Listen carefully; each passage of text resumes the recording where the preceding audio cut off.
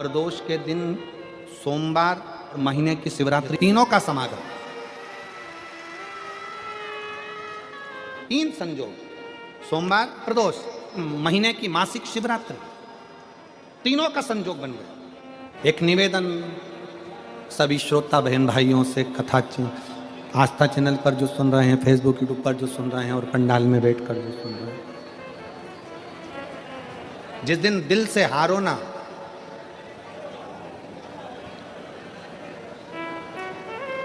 थोड़ी तकलीफों में अगर घिर जाओ, तकलीफें आ जाए, कष्ट आ जाए, तकलीफें जिस दिन तुम्हारे भीतर बहुत ज़्यादा मात्रा में आ जाए, उस दिन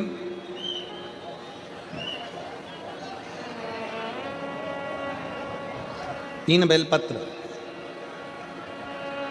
एक बेलपत्र में पीला चंदन, बीच वाली पत्ती। जिस दिन तुम्हें लगे कि मैं बहुत दुखी चल रही हूं और मेरा काम हो ही नहीं रहा, बहुत तकलीफ की जिंदगी चल रही है, कोई हाथ पकड़ने वाला नहीं है, कोई संभालने वाला नहीं है और बहुत तकलीफ हो रही है, बहुत तकलीफ। उस समय पर एक बेलपत्री के बीच वाली पत्ती पर पीला चंदन, दूसरी पत्ती पर लाल चंदन और तीसरी पत्ती पर 11 चावल गीले, पानी में उसको थोड़ा सा भिगो लें या धो लें, 11 चावल गीले शिव जी की उस पत्ती पर रखें।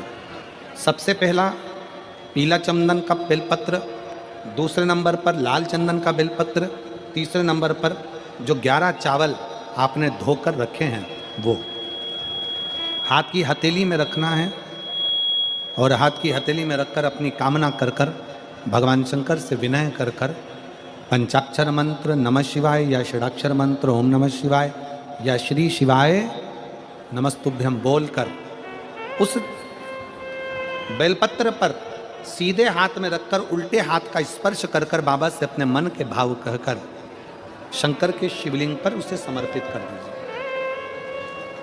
एक ही लोटा जल, जहां से जल बहता है अशोक सुंदरी वाली जगह, एक ही लोटा जल जहां से जल बहता है उस जल बहने वाली जगह पर 3 बार उस जल को अपनी कामना कर कर श्री शिवाय नमस्तुभ्यं या पंचाक्षर मंत्र या षडाक्षर मंत्र बोलकर 3 बार उस स्थान पर गिरा दीजिए। गिराने के बाद में बाबा से विनय कर कर अक्षत वाली जो बेलपत्र है, एक बेलपत्र और एक अक्षत उसमें से अपने लिए लेकर आ जाओ। उसको 2 महीना 3 महीना अपने घर में रखिए। जितना भी दुख है धीरे धीरे बाबा समाप्त कर कर खुशियां घर में लेकर आता ही है। दुख समाप्त होगा, खुशियां घर में आएगी जरूर। ये आज जो शंकर के शिवलिंग की आराधना करेगा, पूजन करेगा, उसके घर में 2 देवियां सदा सदा विराजमान रहेंगी। पहली सरस्वती, दूसरे नंबर पर लक्ष्मी, उनके घर में सदा विराजमान। सरस्वती और लक्ष्मी।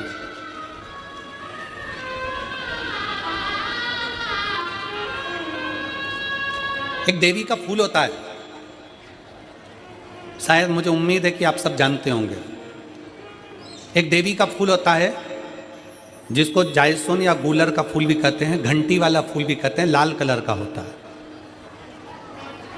काय का बोलते हैं इधर? गुड़ल, गुड़र का फूल, जायसोन का फूल लाल कलर का होता है, जिसमें घंटी निकली रहती है एक छोटी सी, उसमें पीले पीले पीले पीले दाने रहते हैं।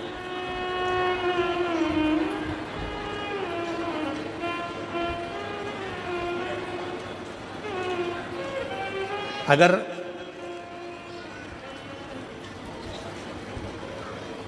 मान लो कोई बेटा बेटी, कोई लड़का लड़कियां, कोई बेटा बेटी, नवयुवक बच्चे या बहुएं या कोई अन्य व्यक्ति भी कोई कार्य चालू कर रहा है, मान लो कोई कार्य आप चालू कर रहे हैं, एजुकेशन के लिए बढ़ रहे हैं या आपने कोई लक्ष्य बनाया है कि मुझे इस कंपटीशन एग्जाम में बैठना है, इस कंपटीशन एग्जाम में बैठना और मेरा इसमें पास होना जरूरी है। और मैं जो चीज पढ़ती हूं ना मैं भूल जाती हूं, मैं अध्ययन करता हूं और भूल जाता हूं। कई माताएं भी ऐसी हैं 40, 45, 50 साल, 60 साल की हो गई, 60, 70 साल की हो रही हैं, कई बार कह देती मेरी याददाश्त ठीक नहीं है, मैं कोई सामान रखती हूँ भूल जाती हूँ, मेरी याददाश्त में नहीं रहती। कोई भाई लोग कह देते हैं मेरी याददाश्त में नहीं रहता, भूल जाता हूँ। कोई कह कर गया मुझसे बात कर लेना और मैं भूल गया कि मेरे को उससे बात करना था। कई बार मुझे मनी मंजिल तक पहुंचना है। तो शिव महापुराण की कथा कहती है आप अपने परिश्रम को 4 गुना बढ़ाओ, मेहनत 4 गुना करो, पढ़ाई 4 गुना करो, अध्ययन 4 गुना करो, दिन रात एक कर दो। और साथ में जो अशोक सुंदरी की जगह है, ये शिवलिंग समझ लेना जरा, ये जलाधारी पार्वती जी का हस्तकमल, ये शिवलिंग, ये जलाधारी, और यहाँ से जल बहता है। राइट में गणेश जी, लेफ्ट में कार्तिकेय जी, और बीच में जम के बोलो जरा अशोक सुंदरी। ये बीच की जगह जो घंटी वाला फूल होता है, जिसको आप लोग जायसन बोलें कि आपके क्षेत्र में गुलर बोलें, देवी जी को चढ़ता है। देवी जी का अति प्रिय पुष्प है, माता रानी का वो लाल पुष्प अति प्रिय। उसी पुष्प को ये बेलपत्र की जो डंडी होती है, बेलपत्र की जो डंडी का भाग होता है, उस घंटी का भाग उसी डंडी की ओर होना चाहिए। जैसे फूल की जो अंदर की घंटी जो निकली हुई है उसका भाग ऐसा डंडी की ओर होना चाहिए। मतलब आपको बेलपत्री पर ये फूल को इस तरह से रखना पड़ेगा। मतलब उसका जो घंटी का भाग है, हाँ लाइए फूल लाओ, जेरा फूल मिल गया वो।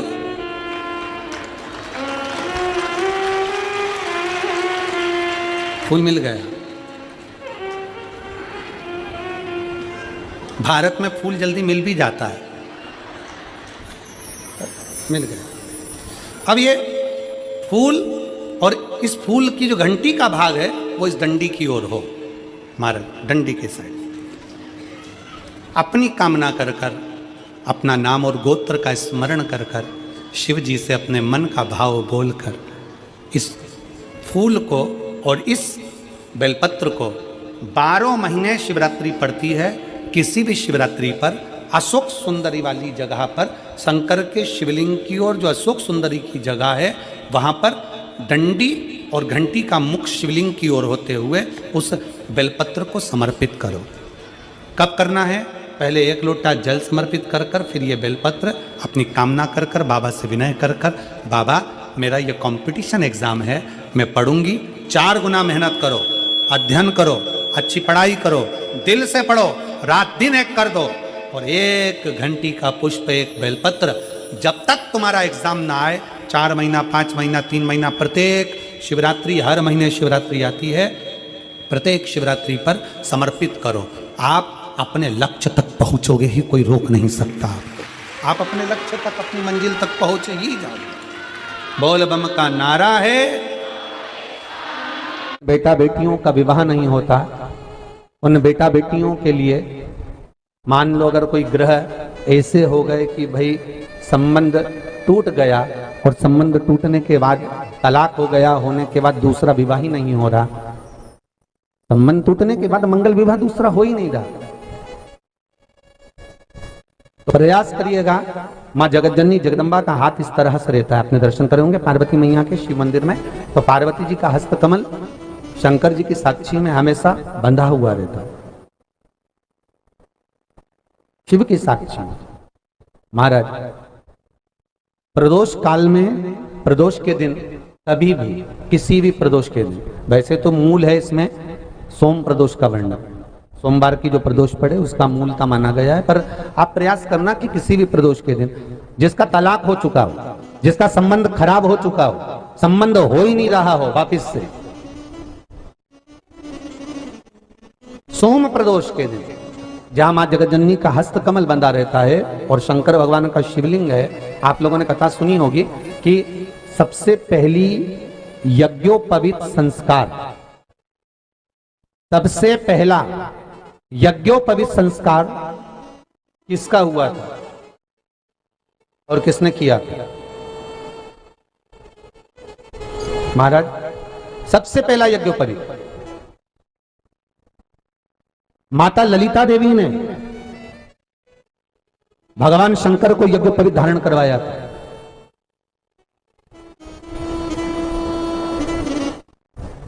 मां ललिता देवी ने सूत्र बनाकर अपने हस्त कमल से भगवान शंकर के सम्मुख में बिठाकर भोलेनाथ जी के हस्त कमल से स्वतः सूत्र बनाया था। भगवान शंकर प्रसन्न हो गए थे, बहुत प्रसन्न भोलेनाथ जी। इसलिए शंकर भगवान ने ललिता देवी को 2 वर दिए थे, एक किसी का अश्रु नहीं देखूंगा, दूसरा जो यज्ञोपवीत समित समर्पित करेगा, यज्ञोपवीत का भाव जो मुझे देगा, उसके जीवन में बाधाओं को हर लूंगा। इसलिए आज भी हिंदू धर्म में देवताओं को जो यज्ञोपवीत चढ़ाया जाता है वो उलझा हुआ नहीं होना चाहिए। देवताओं को जो यज्ञोपवीत चढ़ता है उसको सुलझाकर चढ़ाया जाता है, समर्पित करेगा। अब कई विद्वान ब्राह्मण ऐसा कैसे यज्ञोपवीत में हल्दी लगाकर छोड़वा देते हैं, परंतु वो उलझा हुआ रहता है। वो सुलझा हुआ अगर चढ़ाएगा तो जो जजमान पूजन कर रहा है, जो जजमान पूजन में लगा हुआ है, उसको पूर्ण फल की अनुभूति हो, पूर्ण फल का प्राप्ति हो, और ब्राह्मण भी बंधन से मुक्त हो। ललिता देवी चाहिए। तो हमारे यहाँ भौम सोमवार का जो प्रदोष हो, उस प्रदोष के दिन जिसका मंगल विवाह नहीं हो रहा है, सारी तकलीफें झेल रहे हो, बहुत कष्टप्रद हो, तो माँ का जो हस्त कमल है, उस हस्त कमल से लेकर शंकर भगवान के शिवलिंग तक एक कच्चे सूत की धार बनाई जाती है महाराज। 6 धार कच्चे सूत की बनाई जाती है। यहाँ शंकर भगवान का शिवलिंग है, यहाँ माता का हस्तकमल है, हस्तकमल से चालू होकर शिवलिंग, शिवलिंग से चालू होकर हस्तकमल, ऐसी 6 धार बनाई जाती है हमारी। और धार बनाकर उस धार पर माखन का लेपन किया जाता है भगवान शिव को। जैसा ललिता माता ने भगवान शंकर से वर प्राप्त करा था, उसी तरह फिर उस लेपन को लगाने के बाद उसको उतारकर उसी को लपेटकर शंकर भगवान पर उसको चढ़ा दिया जाता है, मात्र अपनी मंगल विवाह की कामना कर कर। अगर कोई कुंवारी अवस्था में कर रहा है तो उसमें हल्दी लगाए, और अगर कोई शादी होने के बाद, संबंध टूटने के बाद दूसरी शादी के लिए कर रहा है तो उसमें हल्दी ना लगाए। बस इतना अंतर रहता है।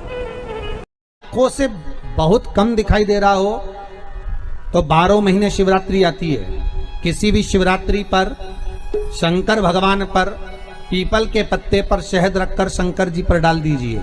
उस शहद को पीपल के ही पत्ते पर रखकर ले आइए, घर पर लाकर उसको कटोरी में निकाल लीजिए, पत्ते को ठंडा कर दीजिए, उस शहद को आंखों में काजल जैसा लगाना प्रारंभ कर लीजिए। 1 महीना या 15 दिन आप आंखों में लगाएंगे, धीरे धीरे रोशनी बढ़ना प्रारंभ हो जाएगी। श्री शिवाय नमस्तुभ्यम का जाप करें या चंपेश्वर महादेव का स्मरण करें।